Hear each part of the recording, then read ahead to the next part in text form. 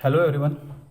In this chapter, we have seen what is meant by this linkage. Okay, आणि complete linkage पण आपण बघितलं आणि इनकम्प्लीट लिंकेज पण बघितलं. ओके, लिंकेजची डेफिनेशन समजली असेल.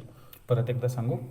Linkage is nothing but the tendency of two or more genes to remain together on the or in the chromosome during this course of inheritance is called as linkage. आता complete linkage म्हणजे काय होतं?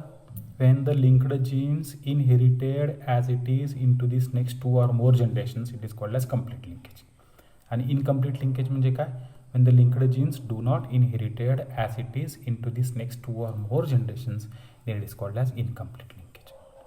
बरोबर. ड्रॉसोपिलाचं example घेतलेलं आपण. ड्रॉसोपिलामध्ये grey body colour is dominant or black body, long wing is dominant or vestigial wing असे example होतं. कंप्लीट लिंकेजमध्ये काय ट्रिक होती? आपणाला F1 हायब्रिड मिळालं आणि F2 जनरेशन घेताना आपण F1 male is test crossed with this double recessive female one. Complete लिंकेजमध्ये F1 मेल घेतलेला. का घेतलेला? तर सांगितलेलं होतं की in case of this male drosophila the chances of crossing over is very less. How much less? 99.9% less. This is because short length of this Y chromosome. Okay, आणि in case of this incomplete लिंकेजमध्ये आपण F1 female घेतला आणि we have cross that F1 female with this double recessive male test cross घेतलेला. तिथं आपल्याला result काय मिळाले? तिथं आपल्याला 4 टाईपचे इंडिसेस मिळाले आणि पॅरेंटल कॉम्बिनेशन्स किती होते? More than nearly about 80% parental combinations are द्या. आणि नवीन कॉम्बिनेशन्स 20%, 8.5%, 8.5% असे जे कॉम्बिनेशन्स मिळाले होते, this are called as recombinations one. And this is because of this crossing over. की आता क्रॉसिंग ओव्हर म्हणजे काय? Crossing over is nothing but it is the reciprocal exchange of segment between the homologous chromosomes, bringing the recombinations of the linked genes, particularly of those which are not very closely situated. जर अशी typical definition आहे.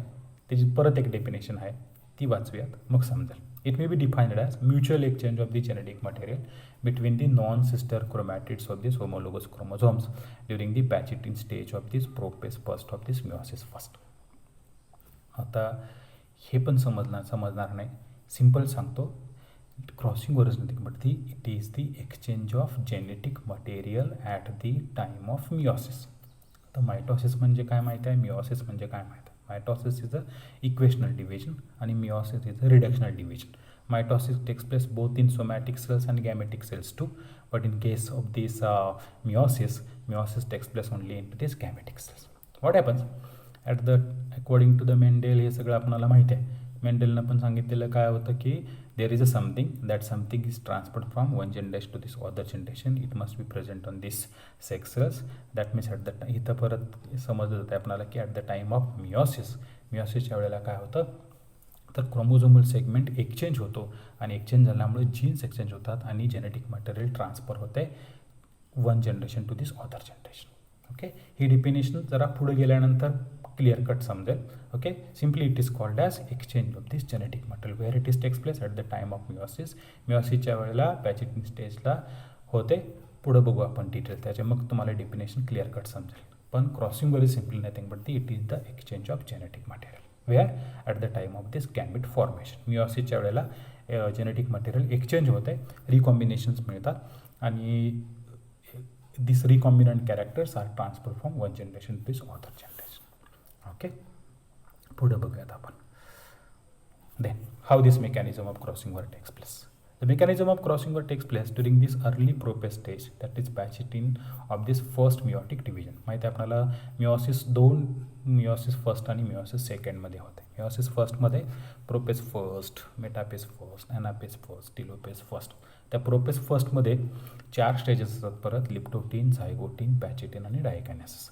त्यातल्या पॅचिटिन स्टेजला हे crossing over होतं आहे. मग mechanism of crossing over होताना किती स्टेपमध्ये होतं आहे? तर त्याला 4 स्टेप्स आहेत. वन इज कॉल्ड ॲज सिनॅप्सिस और द पेरिंग और बायव्हॅलंट स्टेज. सिनॅप्सिस म्हणजे काय, और द पेरिंग म्हणजे काय, किंवा बायव्हॅलंट स्टेज म्हणजे काय? During this time of meiosis prophase फर्स्टच्या वेळेला काय होतं, तर chromosomes attend themselves in a pair.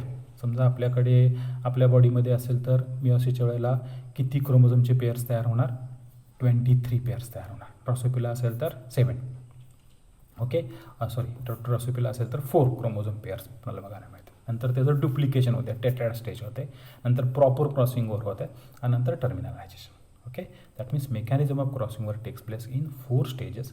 First stage is called as synapsis किंवा that is called as pairing or that is called as bivalent stage. नंतर त्याचं डुप्लिकेशन होते, tetrad stage आहे, नंतर प्रॉपर क्रॉसिंग ओव्हर आहे आणि नंतर टर्मिनलायझेशन. ओके, एक स्टेप बघू पहिल्यांदा, synapsis or the pairing. Okay, this is the synapsis or the pairing. Synapsis आहे because there is a synaptic force त्या. पेअरिंग म्हणजे पेअर फॉर्मेशन होते आणि बायव्हॅलंट स्टेज किंवा 2 क्रोमोझोम्स असतात ते पेअरमधले एका पेअरमधले एकत्र येतात. असे जर आपण आपलं एक्झाम्पल जर घेतलं तर 23 पेअर्स मिळतात. The homologous chromosomes present in the germinal cells come close and pair longitudinally. This process of pairing is called as synapsis 1. म्हणजे मियोसिसच्या वेळेला प्रोपेस फर्स्टला सगळेचे सगळे chromosomes attend themselves in a pair and that pairing is called as synapsis because that force of attraction between them is called as synaptic force. And where it takes place? It takes place at the zygotine stage of this propes first. The paired chromosomes are now called as bivalent. So what this stage is called as synapsis or pairing or bivalent stage, which begins during the zygotine, continues up to this spaghettine stage, and the force of attraction between them is synaptic force. आता इथे काय दाखवलं बघा, 2 chromosomes दाखवले, एक dark colour दाखवला आणि एक लाईट कलरचं दाखवलं. आणि डार्क कलरवरती डॉमिनंट जीन्स दाखवले, कॅपिटल ए आणि कॅपिटल बी, आणि लाईट कलरचं क्रोमोझोम आहे त्याच्यावरती स्मॉल ए आणि स्मॉल बी रिसेसिव्ह दाखवले. असंच अन अरेंजमेंट इज कॉल्ड ॲज सिस अरेंजमेंट 1. जेव्हा डॉमिनंट जीन्स एकाच क्रोमोझोमवरती प्रेझेंट असतात आणि त्याचे अल्टरनेटिव्ह रिसेसिव्ह दुसऱ्या क्रोमोझोमवरती जर प्रेझेंट असेल की दॅट इज कॉल्ड ॲज सिस अरेंजमेंट 1. असं जर नसेल, एका याच्यावर डॉमिनंट आणि रिसेसिव्ह दोन्ही पण असलेला is called as trans arrangement 1. म्हणजे कपलिंग फिनॉमिनन काय आहे, रिपल्शन फिनॉमिनन काय आहे ते परत मी पुढं सांगेन. Okay, this is called as सिस अरेंजमेंट 1. सिनॅप्सिस किंवा पेअरिंग समजलं, पहिली स्टेज होती म्हणजे क्रोमोझोम जे असतात ॲट धी stage attend themselves in a pair and force of attraction between them is called as synaptic force. So what this stage is called as bivalent stage. By म्हणजे 2 आणि pairing होत आहे. असं जर आपल्यामध्ये बघितलं तर किती पेअर्स राहणार, 23 pairs, of which 22 pairs are autosomes and 1 pair is called as allosomes or these are called as sex chromosomes. Male असेल तर XY, फिमेल असेल तर XX. ओके, सिनॅप्सिस आहे, नंतर डुप्लिकेशन आहे. आता इथं काय होतं, ते क्रोमोझोम जे पेअरमध्ये अटेंड झालेले होते त्याच्यामध्ये आता क्रोमोझोम स्ट्रक्चरमध्ये मध्ये एक राऊंड दिसतंय, that is called as centromere. इथं मध्ये सेंटरला सेंट्रोमियर आहे आणि ती क्रोमॅटिड्स आहे. इथं काय झालं तर फक्त क्रोमॅटिड्स डिवाइड झाले, सेंट्रोमियर डिवाइड झालेलं नाही. त्याच्यामुळे एका क्रोमोझोमला 4 क्रोमॅटिड्स आर्म्स तयार झाले. म्हणजे डार्क कलरला पण 4 आहेत आणि लाईट कलरला पण 4 आहेत आणि त्याचे रिस्पेक्टिव्ह डुप्लिकेशन झाले. Okay, this is called as duplication of this tetrad stage. म्हणजे बायव्हॅलंट जे होतं undergoes duplication during this pachytene आणि each chromosome now consist of 2 chromatids but the centromere will not divide, thus there will be the 4 chromatids, that is called as tetrad stage.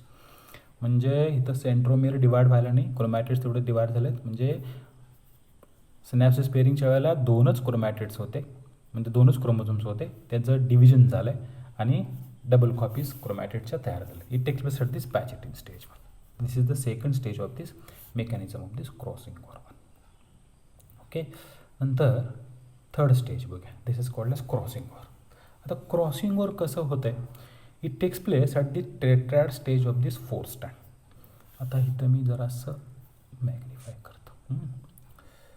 आता इथं काय झालं आहे तर डार्क क्रोमोझोम आहे त्याच्यावरती capital A capital बी आणि टेट्राड कंडिशनमध्ये आहे. लाईट कलरचा क्रोमोझोम होता त्याच्यावरती आपण रिसेसिव्ह जीन्स डिनोट केले होते, स्मॉल ए स्मॉल बी, स्मॉल ए स्मॉल बी. आता इथं काय झालं तर नेबरिंग क्रोमॅटिड्समधले जे आर्म्स आहेत ते एकमेकाला ओव्हरलॅप झालेत. ओके, दॅट मीन्स जर ओव्हरलॅप नाही झालं तर सेम क्रोमोझोम तर capital A capital B, capital A capital B, this duplication झाल्यानंतर this chromatid segments are called as sister chromatids. आणि नेबरिंग क्रोमोझोमचं ओव्हरलॅपिंग झालं आहे, it is between this non sister chromatids. Okay, आता सिस्टर क्रोमॅटिड्स आणि non sister chromatids समजण्यासाठी परत एकदा आपण पाठीमागे जाऊया. ओके, इथं काय झालं आहे, आता इथं काय झालं डुप्लिकेशन झालं ना, सिनॅप्सिस ऑर द पेअरिंग किंवा डुप्लिकेशन टेट्राड स्टेजला. टेट्राड स्टेजला काय होतं आहे, क्रोमॅटिड्स तेवढे डिवाइड झाले, 4 क्रोमॅटिड्स आहेत. रिस्पेक्टिव्ह क्रोमोझोमचे जे आर्म्स आहेत these are called as sister chromatids आणि नेबरिंग क्रोमॅटिड्स आहेत, म्हणजे कॅपिटल ए कॅपिटल बी आणि स्मॉल बी असणारे हे जे दोन क्रोमॅटिड्स आहेत, these are called as non sister chromatids. आणि कॅपिटल ए कॅपिटल बी असे जे टेट्राहेड्रल फॉर्मेशन झाले, these are called as sister chromatids. What the difference? What is meant by the sister chromatids and non-sister chromatids? Sister chromatids are these arms of this similar chromosome and non-sister chromatids are these neighboring chromatids of these chromosomes. म्हणजे capital A capital B असणारे दोन क्रोमॅटिडचे arms आहेत, these are called as, म्हणजे असे दिसतात जोन, these are called as sister chromatids. आणि ह्या दोन्हीमधले हे जे दोन पेअर्स आहेत, this two pairs, these are called as non sister chromatids. Okay, म्हणजे these are called as sister chromatids, these two are called as non sister chromatids, neighbouring chromatids आहेत. Okay, हे जर समजलं असेल तर पुढचं आपणाला लगेच समजेल mechanism of this crossing over. Okay, आता क्रॉसिंग ओव्हरमध्ये काय होतं, तर it takes place between the non sister chromatids of this homologous chromosomes. म्हणजे काय होतं, तर इथं जरासं मॅग्निफाय करतो मी, इथं काय झालं आहे, तर डार्क कलरचं क्रोमॅटिड आर्म आहे, ज्याच्यावरती आपण डॉमिनंट जीन्स प्लॉट केलेले होते तो, आणि लाईट कलरचा जो क्रोमॅटिड आर्म आहे त्याच्यावरती रिसेसिव्ह जीन्स आहेत, ते ओव्हरलॅप इच अदर होतं, असे ओव्हरलॅप होतात, म्हणजे हे असे ओव्हरलॅप होतात. ओके, ओव्हरलॅप झाल्यानंतर there must be a point of contact. That point of contact is called as chiasma formation. तिथं point of contact that is called as chiasma formation. आणि रिस्पेक्टिव्ह क्रोमॅटिड जे असतात, those will be get breaked at this identical point. म्हणजे काय होतं, चायझ्मा formation होतं, overlapping होतं, आणि हे जे क्रॉस झालेले क्रोमॅटिड्स आहेत, ते क्रॉस झालेल्या क्रोमॅटिडचा सेगमेंट जो आहे तो तुटतो आणि एक्सचेंज होतं. म्हणजे डार्क क्रोमोझोमवरती कॅपिटल ए होतं, ते लाईट क्रोमोझोमला जाऊन चिकटतं, आणि लाईट कलरचं जे रिसेसिव्ह जीन होता तो डार्क कलरच्या क्रोमॅटिडला अल्टरनेट एक्सचेंज होतो. आणि this mechanism is called as crossing over. That means this takes place at the tetrad of the 4 strand stage at the time of this crossing over. Two opposing non-sister chromatids, that is chromatids belong to these two different chromosomes, have the break at this identical point. And this breaking is brought about by means of this enzyme called as endonucleases 1. And these two chromatids exchange these identical segments, and the rejoining असते that will be carried out by means of this enzyme that is called as ligases. DNA ligases are there. म्हणजे region chromatid हे nucleic acid आहे, त्याच्यामध्ये आहे DNA present असतो, DNA break होतो, break झाल्यानंतर break कशामुळे होतो, endonucleases are this enzymes are there, आणि ब्रेक झाल्यानंतर परत ते रिजॉइन व्हायला पाहिजेत. ते रिजॉइन करणारे एन्झाईम कुठला असते, these are called as DNA ligases. The crossing over is physically demonstrate in the form of chiasma. म्हणजे the point exactly at which the crossing over takes place, this point is called as chiasma formation. Okay, आता एकदा हे exchange झाल्यानंतर मग next step terminalisation. After proper exchange of this segment, two chromosome start moving away from each other, and the synaptic force, ते homologous chromosome असा एकमेकाला पेअरमध्ये arrange करतात, त्यातला सिनॅप्टिक फोर्स लॅप्स होतो आणि separation begins from the centromere. आता ह्या last स्टेजला आफ्टर दिस क्रॉसिंगवर सेंट्रोमेअर डिवाइड होतं आणि डायकायनेसिस ॲपियर्स. ओके, म्हणजे हे कसं होतं तर आपणाला इथं परफेक्ट डायग्राममध्ये दिसेल. टर्मिनलायझेशनमध्ये काय झालं, ते दोन एक्सचेंज झाले बघा इथं पहिल्या डायग्राममध्ये. कॅपिटल ए कॅपिटल बी, एक आर्म आहे त्याच्यावरती तसंच राहिलं, आणि दुसऱ्या आर्मवरती काय झालं, स्मॉल ए इकडं आला आणि कॅपिटल बी तसाच राहिला. म्हणजे लाईट कलरचा क्रोमोझोमचा सेगमेंट होता, तो सेगमेंट इथं डार्क कलरला एक्सचेंज झाला, आणि डार्क कलरचा जो क्रोमॅटिड आहे त्याचा जो सेगमेंट आहे along with this dominant gene A is get exchange toward this light colour chromatid. हे असं झाल्यानंतर काय होतं, दोन क्रोमोझोम्स हे सिनॅप्टिक फोर्स लॅप्स होतो, सेपरेट होतात, परत त्याचं सेंट्रोमियरचं डिव्हिजन होतं, आणि we are having this 4 types of this chromatids. म्हणजे पहिला असतो त्याच्यावरती कॅपिटल ए कॅपिटल बी, दुसरा आहे त्याच्यावरती स्मॉल ए कॅपिटल बी, तिसरा ह्याच्यावरती कॅपिटल ए स्मॉल बी, आणि चौथ्या ह्याच्यावरती स्मॉल ए आणि स्मॉल बी. म्हणजे ह्यातले कॅपिटल ए कॅपिटल बी आणि स्मॉल ए स्मॉल बी हे पॅरेंटल कॉम्बिनेशन्स राहतात, आणि मधली जो एक्सचेंज क्रोमोझोमल सेगमेंट राहतो तिथे called as recombinations. Okay, that means crossing over is simply nothing but it is the exchange of chromosomal segment between the non-sister chromatids of these homologous chromosomes at the pachytene stage of this prophase first of this meiosis first. Getting me? एवढी मोठी definition आत्ता समजेल. म्हणजे crossing over is nothing but it is the exchange of chromosomal segment between the non-sister chromatids of these homologous chromosomes at the pachytene stage of this prophase first of this meiosis first, or simply it is nothing but it is the exchange of genetic material at the time of meiosis. कसं होतं आहे तर chromosomal segment exchange होतो आणि chromosomal segment exchange झाल्यामुळं त्याच्यावरचे jeans exchange होतात आणि जीन एक्सचेंज झाले की आपल्याला रिकॉम्बिनेशन्स बघायला मिळतात. Okay, this is about the mechanism of this crossing over.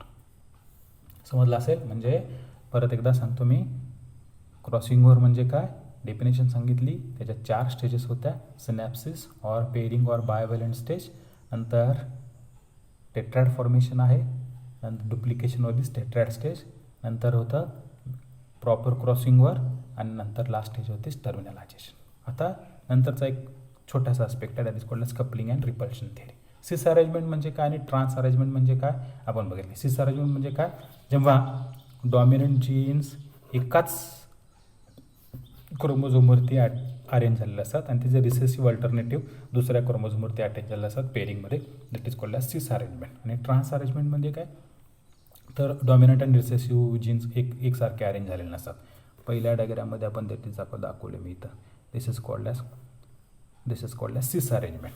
Okay, this is called as सिस अरेंजमेंट. म्हणजे डॉमिनंट जीन कॅपिटल ए आणि कॅपिटल बी एका क्रोमोझोमवरती आणि त्याची रिसेसिव्ह व्हॅल्यूज रिस्पेक्टिव्ह पेअरमधल्या रिस्पेक्टिव्ह क्रोमोझोमवरती. असं जर असेल दॅट इज कॉल्ड ॲज सिस अरेंजमेंट. आणि असं जर नसेल म्हणजे कॅपिटल ए आणि इथं स्मॉल बी आणि इथं स्मॉल ए आणि इथं कॅपिटल बी असेल, that is called as trans arrangement. आता कपलिंग फिनॉमिनॉन म्हणजे काय, तर कपलिंग फिनॉमिनॉन म्हणजे इथं दाखवले when two dominant alleles are transmitted from one and the same parent, they try to remain together.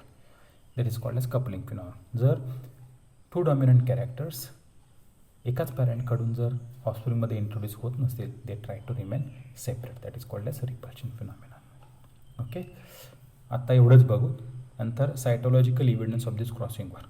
मी लगेच का घेत नाही आहे, मेकॅनिझम ऑफ क्रॉसिंग ओव्हर पहिल्यांदा नीट समजू दे. परत एकदा सांगतो, मेकॅनिझम ऑफ क्रॉसिंग ओव्हर म्हणजे किंवा क्रॉसिंग ओव्हर म्हणजे काय, रेसिप्रोकल किंवा exchange of chromosomal segment between the non sister chromatids of this homologous chromosomes at the time of this pachytene stage of this prophase first of this meiosis first, किंवा simply it's nothing but it is the exchange of genetic material. 4 stages होत्या, pairing असेल किंवा सिनॅप्सिस or the pairing किंवा बायव्हॅलंट stage असेल, नंतर ड्युप्लिकेशन of the टेट्रॅड stage आहे, नंतर proper crossing over आणि टर्मिनलायझेशन.